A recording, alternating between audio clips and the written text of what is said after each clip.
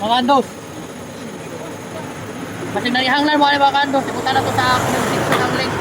Para makapalit mo mga kandos. Saan inflator mga kandos sa direct. Taas kaya siya. Nindot din siya mga kandos. Kaya na-i-oil sa sulod. So dili siya basta-basta maguba. Muna itong gamitin mga kandos.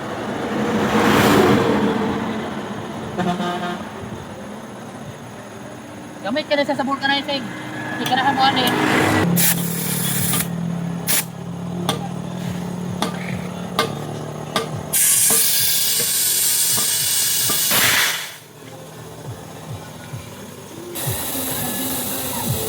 Pero mga kandos, pag butang aning barbula mga kandos, dire niyo ibutang oh.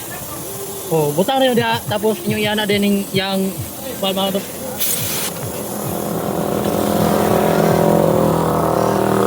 Diba? Basic lang ano. Dili ka maglisod og hangin mga kandos. Basta nakingani.